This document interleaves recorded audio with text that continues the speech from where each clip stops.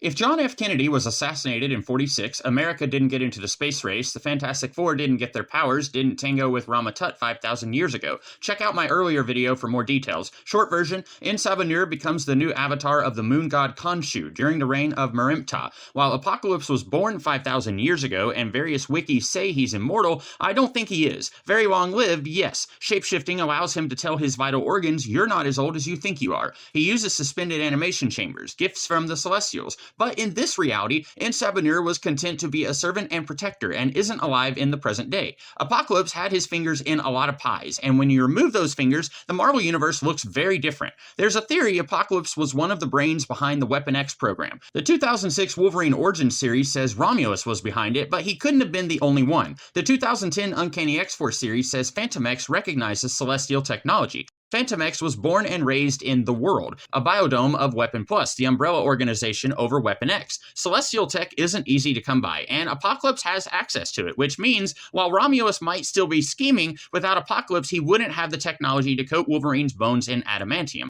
I'm not sure if Wolverine would be living in civilization without Apocalypse. In 1859, Apocalypse formed a Faustian bargain with Nathaniel Essex, who became Mr. Sinister, and put his own fingers in many pies. In 1907, Logan, living in the wilderness, killed one of Essex's polar bears. This draws Logan into the lives of Saul and Clara Creed, and Logan kills Saul, earning him the eternal wrath of Saul's older brother Victor. Not only would Wolverine not have his adamantium without Apocalypse, but he might still be living in the mountains with a pack of wolves. Maybe he would have eventually returned to civilization, but we don't know that for sure. I believe without Mr. Sinister, Jessica Drew, the first Spider-Woman, would have died at age 7. New Mutants Annual 4 tells us in 1931, Jessica Drew fell sick with uranium poisoning. Jessica's father, Jonathan, had developed some spider stuff that would, with time, save Jessica. His partner, Herbert Wyndham, had a suspended animation process that allowed Drew's spider stuff to save his daughter. But Wyndham was only able to get so far in his work with the help of this mysterious man in 1928. Some say this was the Inhuman Fader,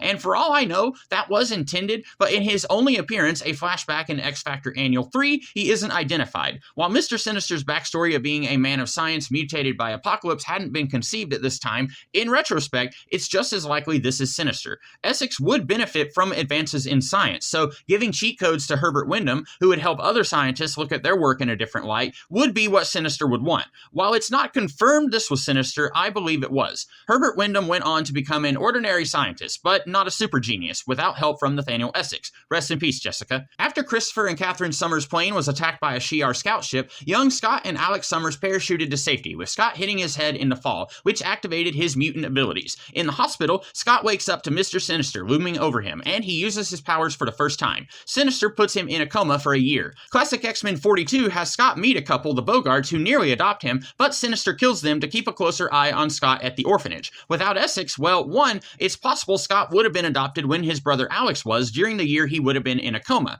I don't know much about the adoption scene, but I find it unlikely a family would adopt a kid whose brother is at the same orphanage and leave the brother behind. Or if a family is just looking for one kid and you have a pair of brothers, they might say no thanks to adopting Alex, and he and Scott would have been together at the orphanage. It might have taken a lot longer for Scott to get some semblance of control over his powers with the ruby quartz glasses. In X-Men 39, it's a regular optometrist who lucked into finding the right glasses that stopped Scott's headaches and blocked his optic blast. But the official Marvel website says Sinister gave him the glasses, though it doesn't source itself on that. But Sinister is something of a master of disguise, so this guy could have been Sinister playing innocent, who knows. But if one smart guy is able to figure out what can block Scott's powers, surely another could have eventually. More importantly, Scott, maybe Alex too, would have been adopted by the Bogarts and lived a happy life far away from the X-Men. According to Uncanny Origins 1, it was because Scott found out the Bogarts died that he ran away in New York, and that's when he exposed himself as a mutant, eventually leading to his joining mutant criminal Jack of Diamonds, then being saved and recruited by Professor Xavier.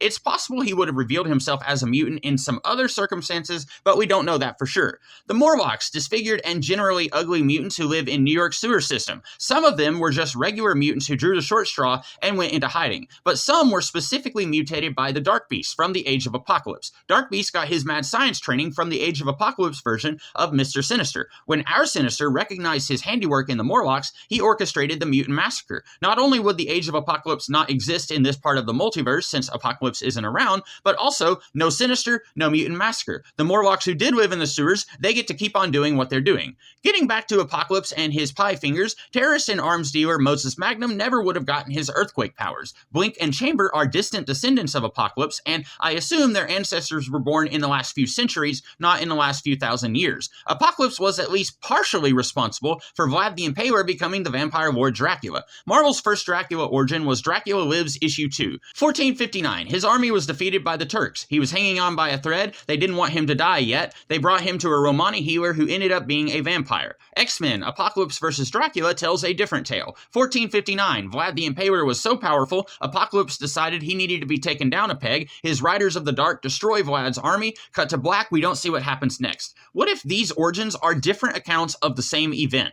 Apocalypse saw Vlad as a threat, bolstered the Turkish army, and left Vlad in the hands of the Turks, where he was turned into a vampire. Apocalypse vs. Dracula is from the perspective of Ozymandias, Apocalypse's henchman. Who would know Apocalypse was involved in that battle? And he wasn't even there, so inconsistencies between this and Dracula Lives we can chalk up to what Apocalypse told Ozymandias, which Ozymandias wrote in his diary or whatever. And Dracula Lives issue 2 might have been what the Turks spread after their victory. Yep, we definitely defeated him by ourselves without any help from any super mutants. Apocalypse's MO is survival of the fittest. Him saying, "You're a little too fit," didn't really make a whole lot of sense. But Bizarre Adventures issue 33 tells us the Lord of the Vampires before Dracula, Varna, sent visions to Vlad, influencing his military strategy, which cost him the war against the Turks. What if Apocalypse sensed an inhuman presence behind Vlad and wanted to keep things balanced? If he doesn't help defeat Vlad, does this significantly change the outcome of the battle? You might think no. Bizarre Adventures 33 tells us Varna feeding Vlad false information about the Turks leads to Vlad getting turned into a vampire. Whether Insabanur is there or not, Vlad makes bad plans. But look back at my earlier video exploring this alternate world. Apocalypse wasn't there to help the Brotherhood of the Shield defeat the Brood army. After centuries of war, the Shield made alliances with the Brood to keep the peace on Earth, which infuriated Ulysses Bloodstone, who sees all monsters as enemies of humanity. Varna, a vampire from pre-cataclysmic Atlantis, certainly would have been involved in this conflict between the Shield and Bloodstone. Unlike other non-humans of this era, I can't see Varna accepting an alliance with the Shield, which might have prompted another temporary alliance between them and Bloodstone, much like when they battled the Gaborum. Eventually, Bloodstone or an agent of the Shield would have destroyed Varna, thousands of years before Vlad went to war with the Turks. There would still be a Lord of the Vampires, there's too many of those for the Shield or Bloodstone to completely eradicate, but it would be someone who isn't weary of immortality like Varna. Vlad the Impaler goes on to become a successful regular warlord in this universe. Without a Dracula, no Lilith. Dracula doesn't kill the lover of a 15th century woman, Rachel Van Helsing, which kicks off her family's obsession with fighting vampires. It was Dracula's Purloined Diary, which became a source for Bram Stoker that he used when he wrote Dracula. So in this world, vampire weaknesses aren't common knowledge. Grigory Rusov was only bitten by a werewolf when he attacked Dracula, so the Russell family isn't cursed with lycanthropy thanks to our lack of Drac. Bizarrely, Dracula is responsible for Otto von Bismarck becoming minister president of Prussia in the mid-1800s. Bismarck helped unify Germany, which you might be tempted to say would mean no World War I or II, but I'd say it's likely you would still have this nest of political alliances, Franz Ferdinand would still be assassinated, we'd still have world wars even if the state lines look different. No Baron Blood, which means no Spitfire, and without his sister, Union Jack probably never met the other invaders. That's a pretty good place to end this video. I know that's 2 videos I've done for this alternate world, and I've barely scratched the surface on anything in the 20th century, which is likely what you're interested in. But as I've mentioned before, when you have a world as massive and connected as the Marvel Universe, and you change something, even a big something, it creates a domino effect. Then you go down these research rabbit holes, discovering what this world would really be like if you followed your premise to its logical conclusion. So while we're still in the prologue stage, I'm hoping we'll get to see some of your favorite characters pretty soon. We'll see. Until next time, hope you guys have a great rest of your day. Catch you later.